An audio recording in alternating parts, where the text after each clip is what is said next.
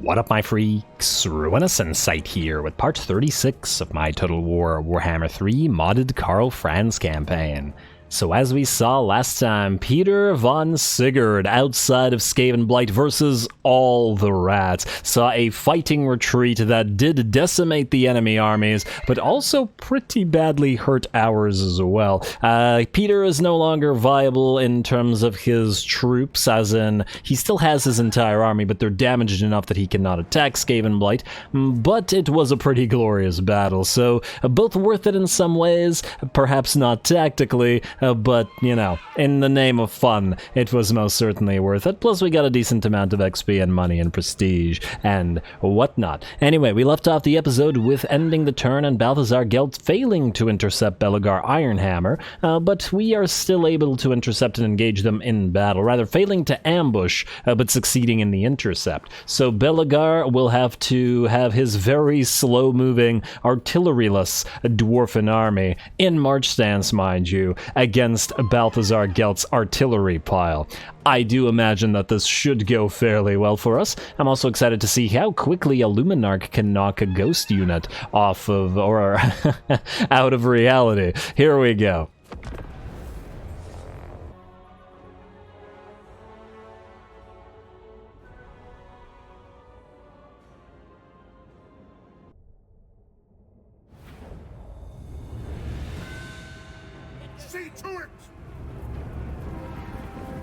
Alright, we'll see to it, or at least I think the artillery will see to it, because man is there a lot. We're probably going to feel bad for Belegar before the day is through. Alright, fire rain rockets firing, cannons are firing as well, and the battle begins. And there's the mortars following suit as well. Poor dwarfs moving at, let's say what we got here, 30 speed. And you know what, that's actually not so bad. I think, wait, isn't 28 speed the standard? Just out of curiosity, what do we have here? 32, very slightly faster than the regular infantry. Dwarfs actually move a little bit faster than I thought they would. Still probably faster than the undead, and oh, maybe 28 is, I'm thinking of the skeleton warriors and stuff, because they're quite slow. Alrighty, well, either way, slow or not as slow, standard infantry speed or not, I should say, the enemy's still just getting absolutely wrecked from a distance, and I do have to wonder how badly damaged the army will be before they actually get to us.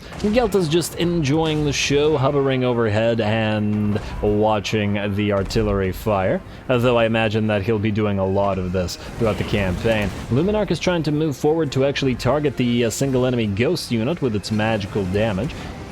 Unfortunately, it seemed like it was fairly difficult to target the ghost from there, and there we go. Looks like we did manage to get a shot off, which did about, I'd say about a quarter of its HP. Considering the ghost's HP are fairly low in the first place, a little bit low, but 1,000 damage isn't too bad. Alright, well, a few more shots into it and it should go down, assuming, of course, that the Luminarch continues to fire here. Look how close it had to get. Its range is actually from somewhere like here, but I guess this little tiny hill, or some little tiny hill, was in the way, and look at it. It's still trying to move forward. Stop it, Luminarch. You really have to watch the Luminarch in general, or else it will just try to move forward. One of the problems with it is, unlike an artillery piece, it will try to close the distance with the enemy to actually get shots off. I mean, I guess the artillery will as well, but it's so slow that you will have noticed by the time it gets there, whereas Luminarch can obviously put itself very much into danger. Anyway, the enemy army continues to move slowly towards us, though a decent amount of them are still trying to do the dance to avoid the shots. We're going to back up a little bit with our mortars as the enemy is starting to approach, and same with the Luminarch. They're about halfway to us at this point. And the bounce power is about 70% in our favor, and they've lost about 500 dwarfs getting here. I do expect they will lose more before the day is through. There's another shot coming in from that Luminarch.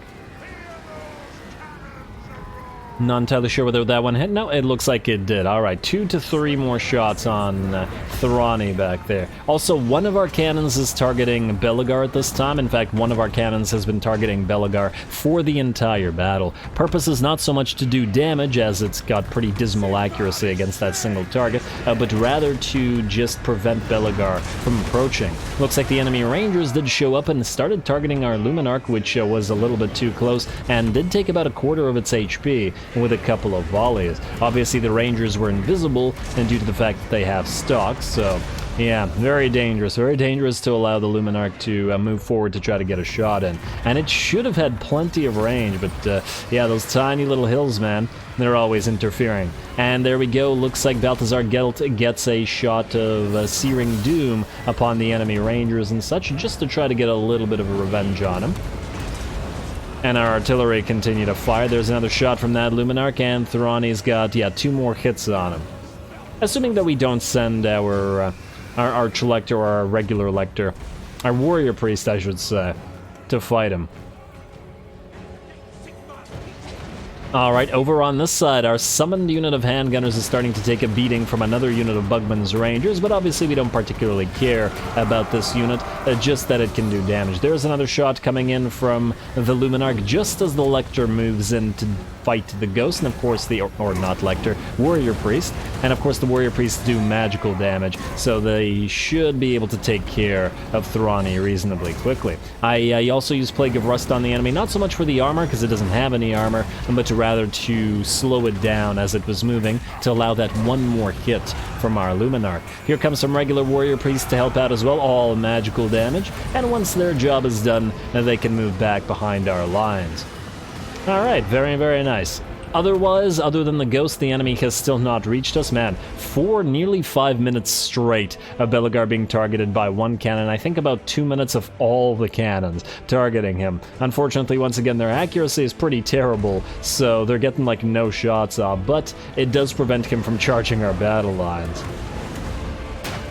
Ah, there we go, that one was a hit, finally. And it looks like the enemy army is pretty much done for. I see chain routes happening, I think, on all of the enemy infantry units. And frankly, not much of a battle. Not in the sense that it wasn't entertaining, but rather the enemy really wasn't able to accomplish anything whatsoever. And there we go. And just like that, Belegar's forces are out. There was one unit of Dwarf Warriors that almost got to us, and we almost got some work for our melee units, but it was all artillery all day, and I guess a little bit of Gelt doing some stuff with his Searing Dooms. Now, just out of curiosity, I want to see how long it would take the Luminarch to try to focus down Belegar here, so we're telling it to target him. Let's see if it actually does. And nope. Look, it has all this range, but it's following along. Maybe the trees are blocking it, or I think it's the same tiny little hills blocking it as before. Now, I got annoyed about that, so I'm just going to put it up on the hill and hope that it can fire from one of these hills, maybe this one. As it didn't seem to want to do so whatsoever. There we go, now it can fire. Also, the cannons have been firing at him this entire time and are still just not able to bring him down. Although the Luminarch will finish the job eventually. I don't really understand why it moved forward there. Oh, and it actually missed. Or maybe it just didn't do enough damage, I'm not sure. Let's hope for one more shot. And Belegar's got his shield up, but facing the wrong way, and I'm not sure a shield would stop a Luminarch bolt anyway. And Dwarfen shield or not. Man, Belegar's armor is pretty fantastic though, and there it is, final shot. Oh wow, not so final shot. He's got 57 HP remaining, so it did what, about 500 damage maybe? Alright, let's hope that it can get one more shot off. And there it is. And down he goes. Man, it almost looks like he just got knocked down. It wasn't like blood and he wasn't exploding. He just sort of fell to the ground. Maybe he was just knocked unconscious within his armor, rather than outright destroyed. Alrighty, a nice little decisive victory for Gelty Boy. He's been having a lot of playtime lately, and, well, I'm all for it. Gotta level him up and we gotta max out his army so that he can function on his own, though he's been doing a pretty admirable job with it so far.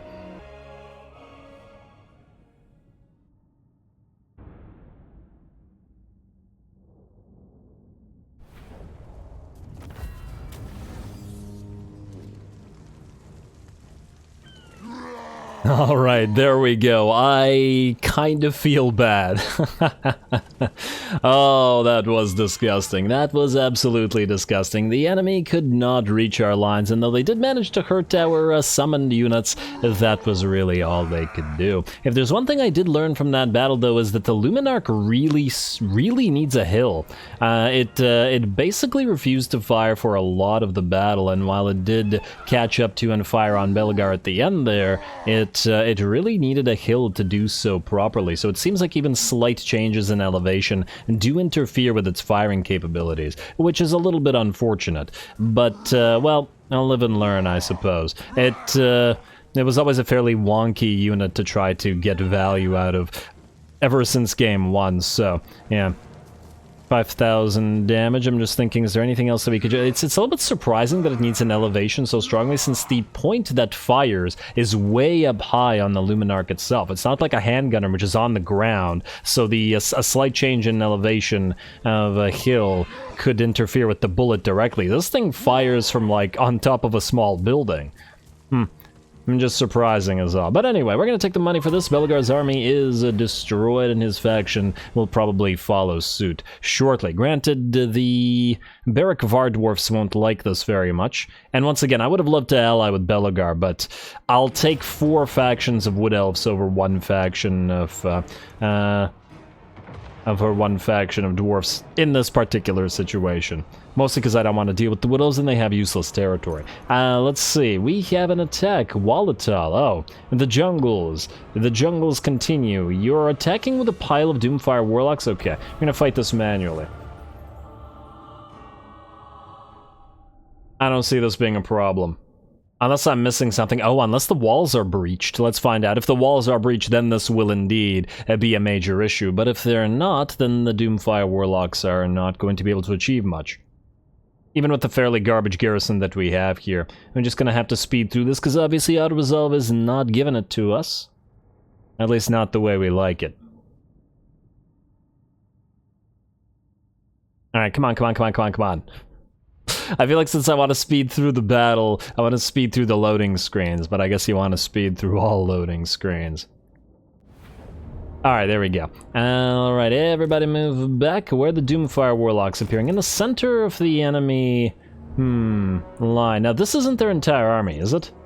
There's probably some units that are hidden. Alright, well, either way, we're going to put all of our range units right around here. Let's do this. Let's do this.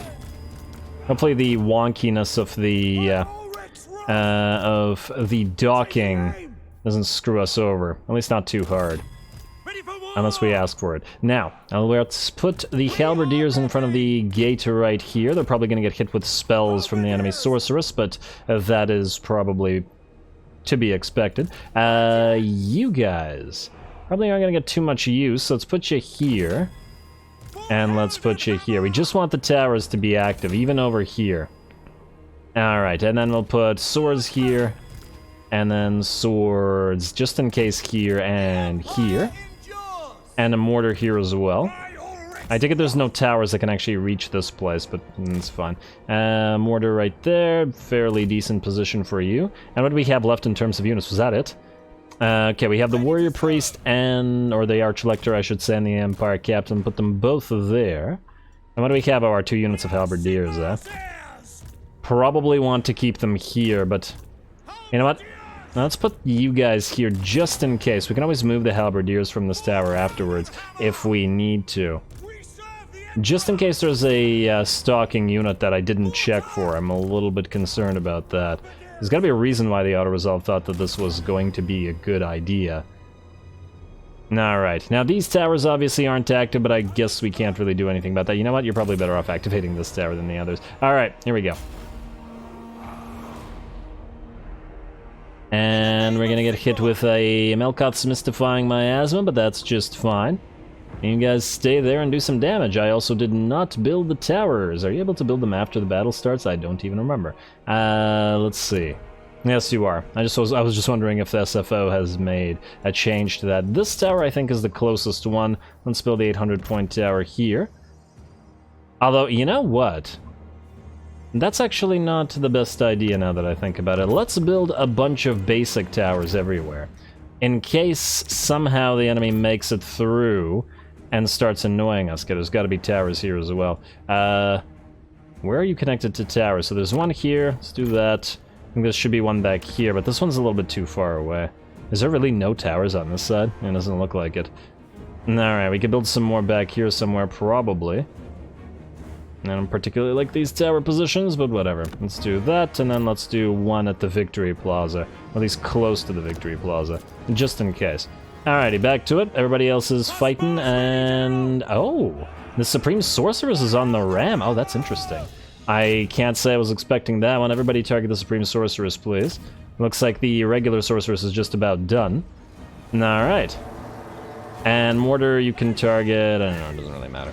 Alright, let's see. Can you guys bring down the Sorceress? Yeah, you should be able to. She's not super damage resistant. And if the towers actually fire upon her, which we should have probably made sure of earlier, we should be able to bring her down. And push comes to shove, we'll just send our Arch-Elector out there. I know I was gonna speed through this, but I think I'll at least watch get a few shots of whatever here is happening. And there we go. The ram doesn't stop with the Sorceress. But she's at about half HP. If she gets about here, we're gonna sally out. Alright, come on, guys. Yeah, one of our archers or our crossbows is starting to take a little bit of damage. Huh, does the suppressed actually work on the ram? Because the ram's still moving. Interesting. I could have sworn that it used to not move once the unit got stuck behind like this or knocked back. Maybe that doesn't work with lords and only larger units. I suppose it doesn't matter all that much because the ram is now destroyed and the enemy has no way to break through. And it looks like the sorceress will be done for in a few more volleys. There we go. Was that supposed to be a cool walk away?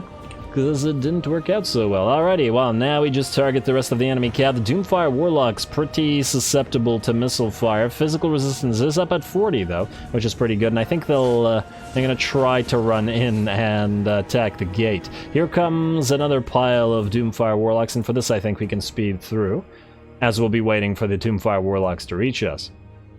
Alrighty, nice job to the mortar, though. And there we go, that Doomfire Warlock is out. And next... yeah, this is silly. This really should have been auto-result. Huh, are the towers... ooh. Doombolt from the Doomfire Warlocks. Huh. Are the towers not firing anymore? Weird. I didn't even know you could see the orders of the towers. Oh, this isn't the orders of the towers, it's the orders of our crossbows. Okay. I guess our towers are probably firing. Oh, right. I got used to the towers firing like the... like solar engines from the other location, from Spectazuma rather than Volatile. I forgot that this was Volatile because it's exactly the same map. Yeah, this is just an exercise in futility, Doomfire Warlocks. I'm gonna remember to build an army based around Doomfire Warlocks next time I play the Dark Elves.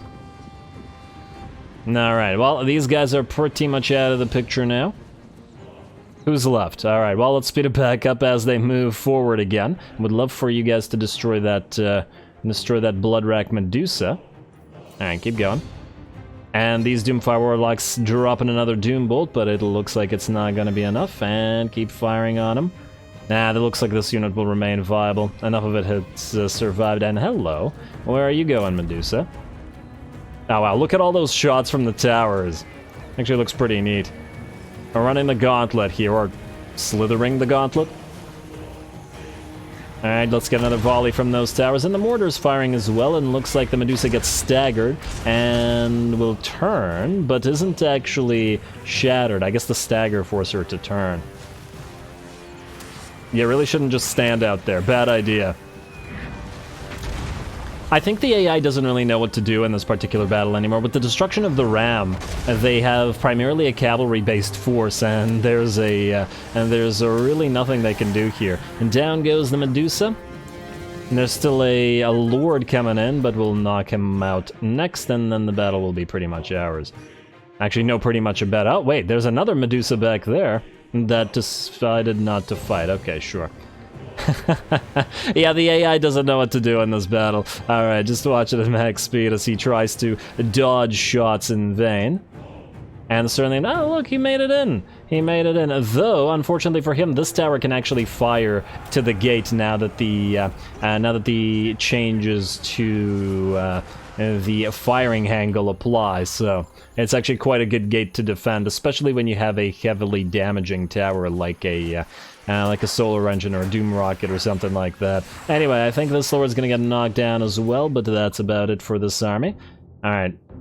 Come on. Drop, please. Oh, unless he does escape. There's a hill here. Need a few volleys, so the towers aren't making it. Ah, there we go. Heroic little victory. Though I'd barely even count it as such.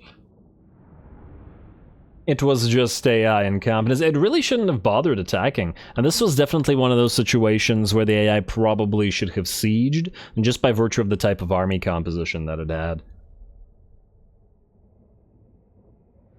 And though, of course, it's better this way. It's better this way because I really like the changes to the AIs being actually willing to attack. Yeah, there are certain exceptions where it's not so great because the AI does dumb things like this, but the AI always did dumb things. And back when it constantly sieged for like 8 years and every settlement, that was much, much more annoying. This is much better. And, alright, turn has ended. What is this? Oh, Staff of Volans. We leveled up. Yes. Alright, so Balthi will be able to get the quest for the Staff of Volans. Now we have 2 potential quests. Or Hero Recruit Rank +4 for Battle Wizards, you say? I was going to save this, but you know what? I think we're about to get more Battle Wizards. And what the heck is this? Appeal to electors for a little bit of prestige or leave the treasure. It's 800 money, we'll leave the treasure. And I believe, yeah, we've already read that one. That was the Plundered from Lustria one. And Balthi, you now have melee attack +10, leadership +10, and another melee attack +10 for subterranean intercept battles. Lovely. Not gonna be super valuable to you where you are now, as I doubt we'll be fighting too many more of the dwarves here, but if after taking this out we move Balthazar into the Badlands, where all those orcs are, we should get some decent value out of this. Jorik Grimm is ready for duty. Ooh, one of the hunters, Wolfheart's hunters are ready. Oh, that means Marcus Wolfheart is up and running as well. Well, isn't that just lovely? Alright, so first things first. Darsus. Darsus. Like, dead? I don't know. Dices, there we go. Auto result. Terrifying Mascavie, useless. Oh, damn it, I should have done that with Wolfheart. No, wait, would he have movement when he starts? I don't know. Either way. Heinz Weber, you served your purpose, but now you go away. Replace with... And where are you, Wolfheart? Honestly, I've never really understood why Marcus Wolfheart was the chosen legendary lord. I feel like there are a lot of other better characters. He's not really all that significant in the grand scheme of things in the Empire. He's okay, yeah, so he's the greatest monster slayer, but like you're not gonna compare him to frickin' Volkmar or something like that. Or Gelt, or Karl, that's for certain. I don't know. I'm still for well, maybe Kurt Helborg. The only problem, once again, with Kurt Helborg is that being the Reichsmark... But Kurt Helborg is the commander of all the Empire's armies. He's a lot more famous than Marcus Wolfheart is. Let's go with that. And he's also arguably the greatest warrior in the entire Empire. So, well, the greatest swordsman, I should say, in the entire Empire. Of course, he is... It's debatable with the Emperor's champion Ludwig, but, you know. Anyway, back to this. We got our Wolfheart's hunters, and we're going to pop them into this army immediately. And now, Mazda Mundi should be where? There we go. Wait, we are missing one of the hunters. Huh. Did we not get them? What is this? What's going on? Artwig Van Hal. Yes. Oh, okay, I guess you got super wounded, whereas everybody else was not super wounded. Alrighty, so we got some skills to check out that the enemy... How much you want to bet he has Honest Steel, just like everybody else did? He has Honest Steel. Oh, man, okay. I was... Okay, game. I guess the AI really likes honest steel, but I did find that pretty funny. So first thing that we want to do here is, let's build some temporary archers. Yeah, they cost a little bit of money, but who cares? Then... I know that it's cost 965 just for some huntsmen, but the thing is, Marcus is focused on huntsmen, so he should really have a pile of huntsmen. And it's going to take another 5 turns to get the actual huntsman building here, so we could at least recruit some while we wait. It feels like it probably would be worth our time. Also, do we have any way to get battle wizards here? Yes, we do. And we could get them at rank 13 if we do Balthazar Gelt's mission. Last beast. Yeah, that does seem to be the ticket. Also, the Wolfheart's Hunters, let's see what you guys have. Training, sword player, okay, that's not what's interesting. I want to see what special abilities you have. Okay, so you have the Prey of Anathrema, so that's typical for the Widows. Pick them off has, range +5 for the entire army. Very nice. Sabotage enemy armor reduction, nice. Would be nice to combine this with Vermin Flail, but I don't see Wolfheart going all the way to find Queek. Yeah, the Prey of Anathrema alone will be useful. Campaign line of sight, somewhat useful. Retinue Disciple, meh. Hidden Pass, campaign movement range for accompanying Lord. Sight beyond sight, yes. Very nice. More buffs for everybody in range.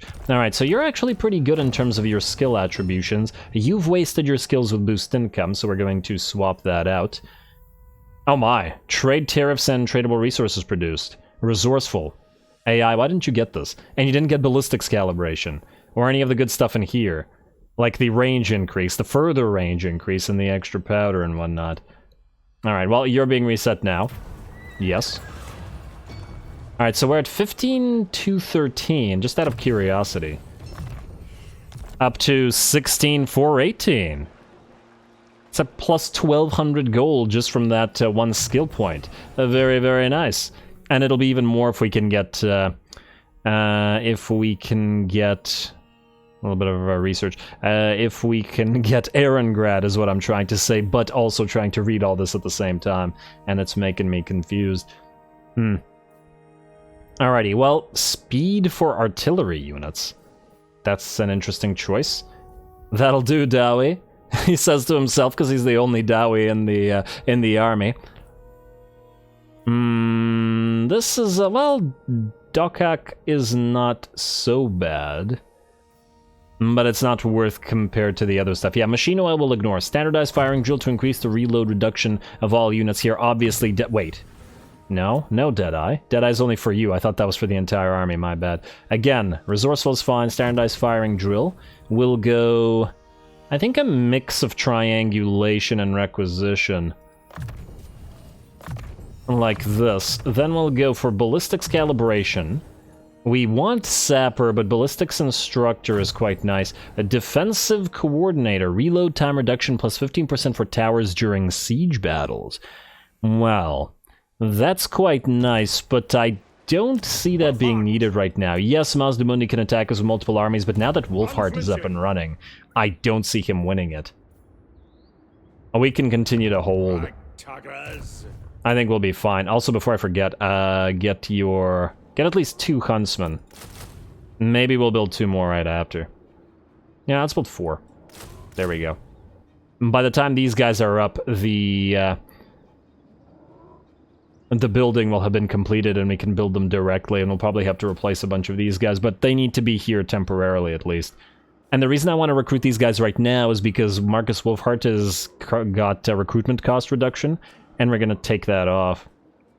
I'm tempted to get 6. Marcus Wolfheart. And just to double check, this will take 1, 2, 3, 4, 5 turns. So that'll be a turn where he's just sitting here doing nothing, and I can't say I like that very much. On the other hand... Well, basically we need a bunch of huntsmen here. Yeah, fine, just keep doing it. Just keep doing it. Back to you, my friend here. Let's go for extra powder. We'll ignore Ballistics Coordinator in favor of Sapper, I think. I think the speed is going to be more worth it to us in the short run, anyway. Extra powder as well, and there we go. That's all the stuff that you can get. I don't think anything else is super important for you right now. Actually, increased mobility is, but I feel like extra powder first, and other stuff later. Next up, Roderick Langyi. Let's see what you've got. Lady's Mantle doesn't help the army. Income from post-battle loot faction-wide, you say? Okay, well, we're resetting you. And what do we have here? Oh, we don't actually have access to this until next turn. Well, that's a shame, but it's okay. And now, what do you have? Storied Hero and Quality Feed. Blinding Majesty gives you Grail Banishment, lowers all resistances, versus My Vow, which is an area buff. Well, that's nice. Granted, we still don't have access to it, and we will later. Self-centered. So basically, either we make him a strong duelist with Blinding Majesty, or, considering he's probably going to be a decent duelist anyway, we make him a commander, reducing his capabilities on the field and melee and stuff, but increasing the army's capabilities instead. Share the Feat is actually quite useless, as we're probably not going to have too much in the way of cav in this army. Maybe a couple of Outriders. But yeah, My Vow seems like it's fairly useful. Alrighty, anyway, in the meantime, Blade Master, and we'll get you hard to hit. And then we're gonna stop. We'll save the rest of the points on him. We'll use those when we have them. Alrighty, Marcus, you're ready to go. And we are... Marcus well, Wolfhart. we'll swap all this out once we can... there's nothing that reduces recruitment for Huntsman, right? Just to double check. This actually increases recruit rank +2 for the entire army. So we have to choose between that and Leader of Renown. Nah, screw it, I'm not redoing it. We'll redo Marcus later on. For now, though... For now, where are we? Balthazar Gelt. You are hurt, but I don't think you're so hurt that you can't fight, for the Staff of Volans. Yeah, I want the recruit rank for Battle Wizards all provinces. It's useful, and ow, I put you into a stance by habit, and you can't do it. Alrighty, Staff of Volans it is. Let's give this a quick read. What are we facing off against here? A pile of Empire troops that are not going to go... probably not going to be so useful against the artillery. Let's see what this says. Every 8 years, a wizard who has proven himself worthy may challenge the master of the colleges to a magical duel, with the winner becoming the next Supreme Patriarch. The competition, even to become a candidate, is white hot. Balthazar Gelt is the Patriarch of the Gold Order and tipped to win, but a rival light wizard, Gottfried Orr, desperate for the position, wants rid of Gelt before they even reach the Hall of Duels. After procuring a valuable lodestone at the southern tip of the World's Edge Mountains, Gelt retraces his steps to Altdorf, confident that it will see off Orr's challenge. The rival light wizard, however, has other ideas. Alright, Staff of Volans it is. And there we are. I imagine that despite the battle not saying anything about reinforcements, there will be reinforcements, so let's see what they are.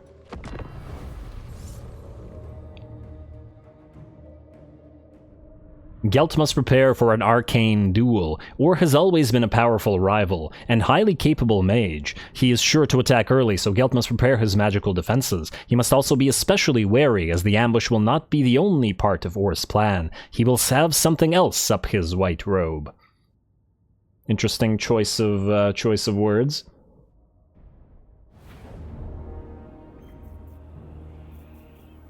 If Orr thinks he can take what is rightfully mine, then he is very much mistaken.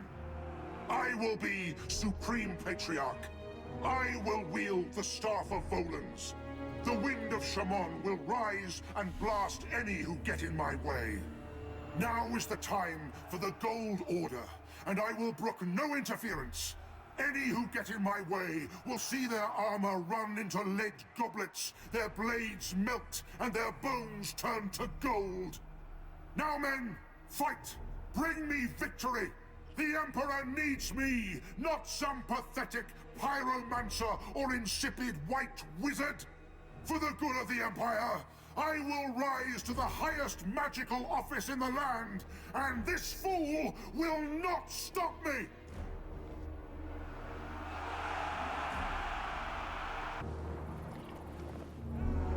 Alrighty, here we go. Looks like a pretty nice little battlefield. The game actually gives us a nice hill to deploy upon, though that almost makes me nervous for as to where enemy reinforcements are going to come through. Now, there are a few things that we have to watch out for. The enemy does have 2 cannons back here and a pair of demigryphs, one of which was moving through the enemy wooded territory. Also, and I had forgotten that this was a thing, where I didn't even realize that this was a thing, but because we're in our own territory, we get to summon a Pistolier patrol. I thought that teleportation would have actually taken us out of territory, but I guess as far as the game is concerned, you are in your own territory, which also means that this would probably transfer to any buffs that your army has while in its own territory as well. And just food for thought for future quest battles.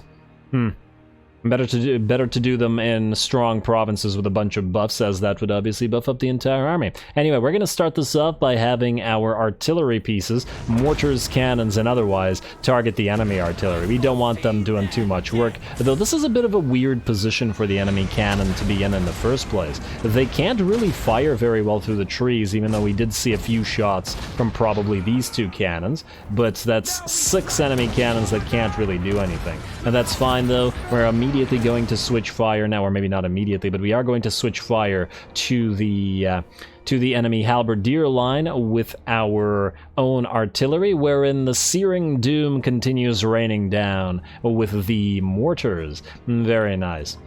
Alrighty, and it looks pretty bad for the cannon. In fact, I think both of their crews are going to be routing shortly, maybe from another volley from the mortars. Now, let's see. Gelt is found the enemy lord, who was either in stock or I guess he was just hidden in the forest, and now that he's hovering over him, we're going to target the Luminarch directly at the enemy. Over in the background, we also have our Pistoliers, who have a job, and that is to annoy these demigryphs and prevent them from reaching our main line. And there we go. I do believe the demigryphs are 75 speed, so far too slow to chase down our Pistoliers, unless the Pistoliers' skirmish mode screws up and allows them to do so. Otherwise, this is so far a repeat of the fight against Belegar, where it's a pile of enemy infantry moving into the fires of the Hellstorm rocket batteries, and it's just not going so well for them. There we go. You gotta love Imperial artillery. Imperial gunnery in general. That said, it looks like a decent amount of the enemy has moved through the enemy forest, through the forest here, and is going to attack us. The enemy lord has also been killed by the Luminarch over in the background. I guess not particularly interesting, and didn't really do anything whatsoever. Kind of a spit in the face, or adding insult to injury from Gelt, not even bothering with his rival here, quote unquote. And just allowing the Luminarch, which is ironic because it is a Luminarch of Hish, as in it is a light magic apparatus, and 'twas a light wizard that was brought down by it. Oh, and another nice shot from the Luminarch, taking out a few of those demigryphs, though it looks like we are about to get engaged in some melee. Halberdiers are moving in, and they'll be facing off against spearmen, though they have no chance at killing Eldred's Guard, and the regular spears might be in a little bit of trouble. Now, the enemy has also brought a decent amount of reinforcements to play. The quest battle called them sellswords, so I guess mercenaries of some kind. It doesn't specify the faction, but I believe that's the rogue pirates symbol there. Rogue pirates, maybe. Or was it Imperial Rebels? No, I think maybe that's Imperial Rebels. I noticed the Imperial symbol on the forehead of the skull there. But anyway, it's looking like a fairly decent amount of units. Not only do they have 1, 2, 3 units of Outriders, but a decent amount of range as well. A bunch of crossbows. And the Lord, the General of the Empire, which has a ranged attack at 975. Damn, I didn't realize it would hit that hard. And an 825 from this guy as well. Lovely. Lovely for them, anyway. We shall see what we can do, but it does mean we will have to change up the way the rest of our army is facing, as we will have to fight the units coming out of the trees. That said, it's a pretty good place for them to be, as our artillery will then not be able to do anything about them. Looks like these demigryphs at the very least have been seen off, though, on that side. And we are well engaged both here and against the demigryphs on this side as well, led by our warrior priest, The regular spearmen will try to hold as best they can, while our Eldred's Guard and more spearmen hold against the enemy pile of infantry. Though Gelt is hovering overhead, he's going to pop the Helm of Discord first, wait until the debuff ends, and as soon as it does, he's going to pop the Glittering Robe on all of our units here. The Halberdiers are armor-piercing, so they're still very much a threat to the Eldred's Guard, but still, physical resistance is going to be very, very helpful, and with 105 armor, very nice indeed. Lovely. Alrighty, I don't see the Halberdiers winning this, and we even have some help to increase the physical resistance further from our single unit of Warrior Priests. Little Warrior Priest contingent. Alrighty, and it looks like the enemy is, in fact, firing down upon us with their Outriders here and their crossbows, so that's starting to get a little bit dangerous. Gelt has also dropped down to actually fight the Demigryphs directly in combat, popping that Plague of Rust to reduce their armor and allow the relatively non-armor-piercing spearmen to do extra damage. Our artillery are switching around to fire upon the woods, but of course, like the enemy cannon, the artillery of ours will also be blocked with most of their shots failing to go through the trees. I suppose an option would have been to back off, but we're already kind of stuck on this hill, and ooh, a big mistake from me. I wasn't watching the Luminarch and told it to attack something there, and it charged up and such, and it immediately got focused down by the AI. Oh, you really gotta watch those Luminarchs. I think I said the same thing in the battle against Bellegarde, that it just likes to move forward because of little hills that are interfering or in the way. A shame, but it's not such a big deal considering it is a Regiment of Renown. I feel like I would have been more annoyed if it was a regular unit, because that way we'd have to re-recruit it, but a Regiment of Renown will just come back in 10 turns. Alrighty, otherwise, some of the enemy have actually gotten out of the forest, which means we are able to bombard them with our mortars. Great job to the AI, instantly capitalizing on the Luminarch moving forward for a few seconds, though. And funnily enough, Bellegarde's army actually did the same thing with its rangers, and that's how the Luminarch took some damage.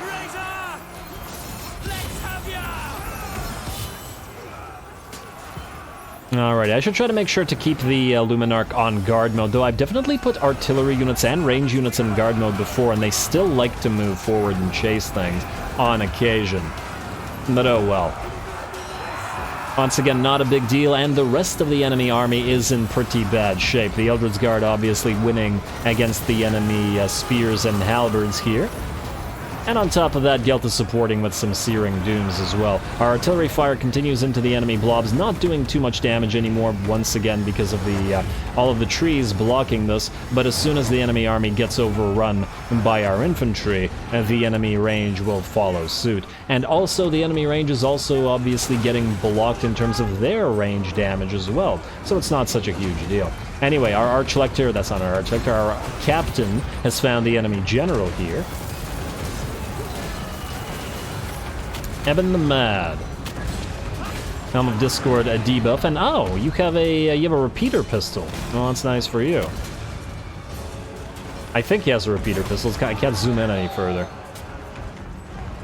Alrighty, well, it looks like the general is going to rout, and the rest of the force will actually follow suit. We're also trying to target that Witch Hunter with all of our cannons, and he actually did take decent amounts of damage over time, though there was probably several straight minutes of cannons firing into him. Anyway, with that, the enemy army is done for, and the battle is ours. Oh, wait. One more unit. I just saw those Outriders were still alive, but the Pistoliers charged them, and they broke for good. Never mind. Just to contradict myself instantly. Alright, very, very nice. A heroic victory, apparently. Kind of surprising that it was a heroic victory, considering we certainly took damage, but I guess to some degree the odds were against us when you combine the two armies together. Only issue, really, at the end of the day was the Luminarch and its penchant for doing things on its own, as well as these trees really crippling our army's effectiveness. Gotta think about anything that we can do for future scenarios where we run into a very wooded area battle. Like, If this happens again against a much more elite army, say a Chaos army, and they can advance under the cover of the trees, our own army would very much be in trouble. Granted, the Eldritch Guard would be able to hold for quite a while, but without the artillery being able to do a lot of damage, it should certainly be something to consider. Well, either way, I think we'll get the Pegasus Knights in this army, and you know what? Once we have the steam tanks, which are going to be in this army anyway, they'll be able to both hold the line and dish out damage, so I think the steam tanks in reality will solve this, and we only got like 8 turns until we have them anyway, so that'll be reasonably soon. In fact, we might have steam tanks and the Luminarch back at the same time.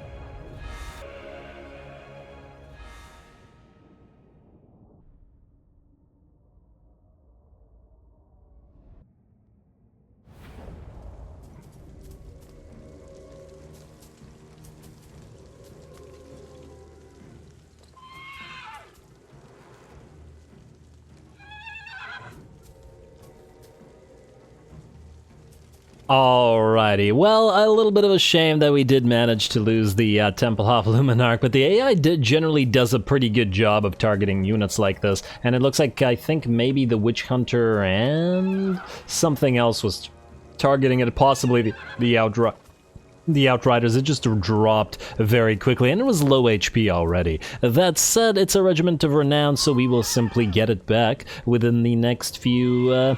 well, in 10 turns. It's not so bad. And we do have something that could take the space of it in the meantime as well. We don't actually need to heal up, I think, because this will give us a massive healing bonus, and we'll probably heal up to full next turn anyway. So we're going to take the money to recover from the loss of having to... Oh, yeah, and a student. Nice. And another student. Very nice. To recover from the loss of the Luminarch to get some of the money back. Although, it was quite expensive in terms of upkeep, so maybe we'll get some benefit off of that as well. There we go. Staff of Volans. One more Battle Wizard capacity. We're getting close now to getting a Battle Wizard in every army. And the Hero Recruit rank, which is quite nice as well. And yes, you are complete, and there we go.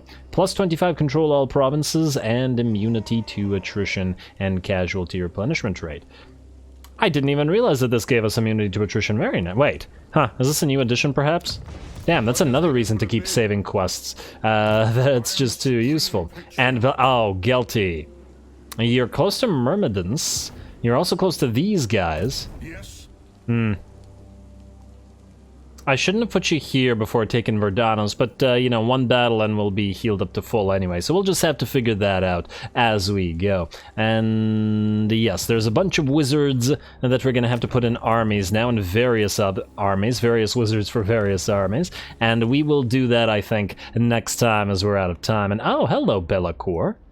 He's landed here as well. Oh, he's probably gonna go for our now, isn't he? I somehow doubt that we could stop him. Probably not with a full stack. And you can't reach it, can you? Well, we'll have to think about what we can do about this. If he does go for an iron now, we might have to take it back. We do have 2 armies here that should be able to do it. We could also send you out to kill this little army, but that might put you in danger of getting attacked by Bellacour. That said, we have to figure out whether we care about sacrificing this army. It didn't actually cost all that much to recruit at all. Everything here costs like 200 money to recruit. And maybe more worth our time to bait Bellacour into attacking this army rather than attacking our now.